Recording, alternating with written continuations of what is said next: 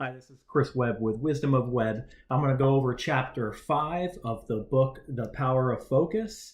And in this chapter, it goes through the building excellent relationships. And this is something that I can absolutely relate to, as I've built a few businesses primarily using the power of strong relationships with people that I knew in the community.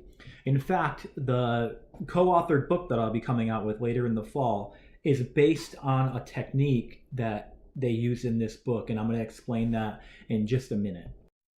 The first part of the book goes through the downward spiral and the upward spiral of relationships.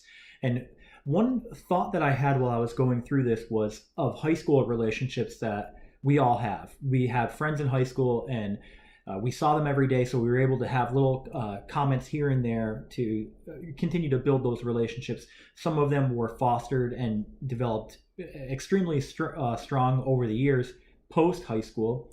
Some have just kind of fallen off, and those what the authors would say about those is that has suffered the downward spiral with that relationship. And the thing that I thought about with that, I had a project recently where I had to set up a bond rating for the country of Estonia. And I contacted a lady that I went to high school with because I knew she had moved to the United States from Estonia. And I said, why can't I get a firsthand understanding of what's going on in the country of Estonia? Because I knew she still had family there. So even though the spiral had gone downward, she has since had 4 kids. She's married. She has a career. And I haven't talked to her in 30 years almost. So it was interesting because of the bond we had in high school. We were able to just kick off immediately and be able to discuss, like, oh, do you remember when Jay did this? Do you remember when Tom did that? It was just kind of funny to go through that, because as much as we think sometimes, well, I can't contact people from my past because I haven't contacted them in a long time, it's really easy to establish those relationships because of the history that you have. And I think what the authors discuss about that is the upward spiraling of how you can be able to build those relationships, and how you can do that pretty quickly, or I mean, relatively quickly over time, especially if it's a new relationship. The next aspect the authors go through is about removing toxic people from your life. I think we can all agree that that is something that is extremely healthy and extremely useful, not only in business, but also in your personal life as well. In addition, they talk about core clients. So this is a business-oriented book, but if you're looking at it from a personal development relationship, I would say core clients would be like people that you know are in particular positions where you could utilize them later on in the future. And that is how I was actually able to get this book deal that I wrote earlier this year that'll be published in the fall, because I knew that this gentleman who is going to be my co-author was in a position that I wanted to be in. I want to be connected in some way with that industry. So I just kept in touch with him. I wasn't calling him every day, but I was emailing him, updating him on my pursuit of my previous degree and my current degree, and some other pursuits as well that you got. If you read the book, you'll understand, and you guys understand my football pursuits as well. So he knew about that before some of these other people. And the reason why he knew that is because he was a core client of mine, as they would say in the book. But I would say just a core person in my life. He's also a mentor, which is something else they go into the book, is being able to find that mentor and being able to develop your relationship with them.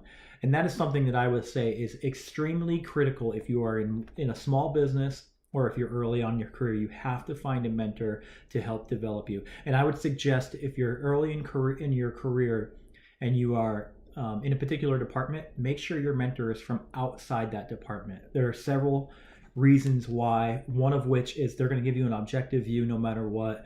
The other thing that I would suggest is good about having a mentor outside of your department is that your department leadership will give recommendations to you, but if you're looking at a position internally and you get a recommendation from somebody in your department and somebody outside of your department, it'll look a lot better than somebody who just gets one internally from their department. So that's just a quick tip that from Wisdom of Webb. But I'm going to go ahead and look at a little bit more about this book to get back to you. The last section is about mastery groups, and again, this is something that I used when I was in business. It was wonderful. Sometimes you can get these in terms of like business networking groups as well. I like mastery better because what it is it's less about like, okay, bring a lead to the table, and it's more about what is the best practice that you're using right now and how can I apply it to my industry. That was huge for me, not only when I was doing business, but also when I was working in the corporate world, because a lot of times the small businesses or the entrepreneurs out there, they're doing things on, they have a lot more flexibility than the corporate world does, right? A lot of times they talk about the corporate world as like a ship, right? You can't make a right-hand turn. It's going to take multiple days to get to turn. But those entrepreneurs that are out there, they can make those turns quickly, right? So if you're able to discuss with them the best practices in their particular industry, and for me, it was marketing. So I was able to figure out, oh, they're doing this. I wonder how I can implement that in my business. So I completely agree with mastery groups, especially when you are trying to achieve a particular goal. If that's something that, and the best thing that you can do now that a lot of people, I bet when they wrote this book that they couldn't do, is you can develop mastery groups online using Facebook groups or LinkedIn groups. And that is something that I did. And we leveraged that thing like crazy when I was working in the corporate world.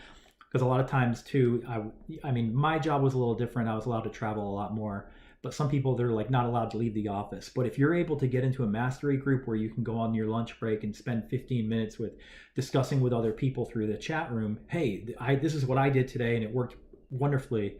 You should try it in your industry.